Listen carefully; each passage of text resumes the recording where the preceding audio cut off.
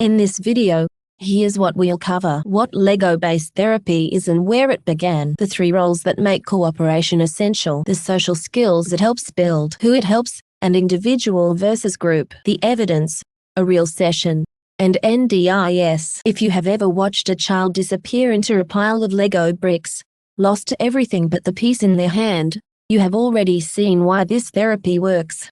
For a lot of children, building is where they feel most themselves. Lego-based therapy takes the natural love of building and gently turns it into a way of practicing the social skills that everyday life keeps asking of them.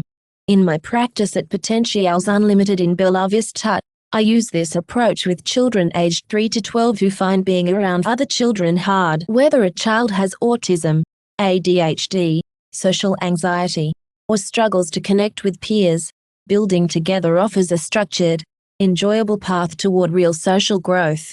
Let me start with where it came from. Lego-based therapy was developed in the late 1990s by a clinical psychologist named Daniel Legoff. He noticed that children who found social situations confusing became calm, focused, and chatty when they built with Lego side by side. Working with colleagues, he shaped that into a model where collaborative building becomes the medium for practicing social skills.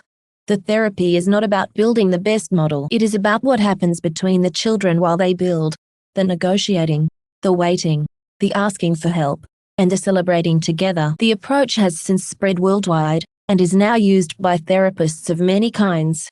The engine that makes it all work is a clever 3-role structure. In each task, every child is given one of 3 jobs, and the roles rotate through the session, so every child practices every skill.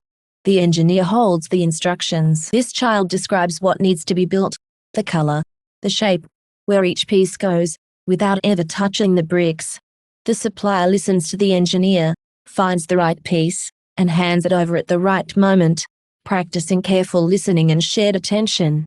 The builder puts the pieces together, following the engineer and using what the supplier provides. They cannot race ahead alone, so they practice waiting, turn-taking, and following instructions. No single child can finish the model alone. That is the whole point. It mirrors the give and take of real friendships and classroom teamwork, inside a calm game. So what social skills does all this build? Research suggests quite a few. The structured format creates chances to practice the things children with autism or ADHD often find hard. Joint attention comes first, looking at the same thing as someone else at the same time. The shared model gives children a natural focus, without the pressure of direct eye contact. Turn-taking is built into every role, so children learn to wait and re-engage in a setting that feels exciting, not like a telling off. Verbal and non-verbal communication get a workout too, as children find words for shapes and positions, and signal when something is not clear. And emotional regulation is woven through it all, as children practice riding out frustration in a safe, predictable space. Now, who does this actually help? Studies suggest it works best for children who can follow multi-step instructions, but find social interaction confusing, overwhelming, or unrewarding. That includes children with autism who are verbal but puzzled by the unwritten rules of friendship, children with ADHD, where waiting and frustration make playing with peers hard, children with social anxiety, who find a shared task feels safer than open-ended play, and children who tend to withdraw and need a gentle bridge toward other children. This approach is not right for every child, though, and I always assess that carefully first.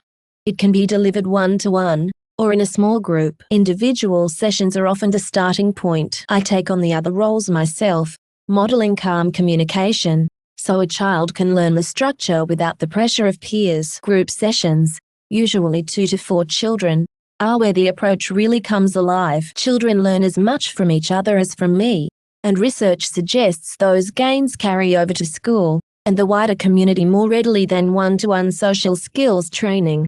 So what does the evidence say? One study found meaningful gains in social competence among children with autism, compared with the standard social skills group. Another followed children over 3 years and reported that their social gains held. A later review concluded the approach shows real promise. As with any therapy, individual outcomes vary, and it works best as one part of a broader, caring program. And what does a session actually feel like? A typical session in our clinic runs for about 50 minutes, in the same comforting shape each time. We begin with a gentle check-in, assign the roles, and introduce the build. During the building, I guide rather than direct. If a child gets stuck or upset, I help them find the words. We finish by celebrating what was built and noticing moments of good teamwork. Afterwards, I share a short summary with parents and ideas to try at home.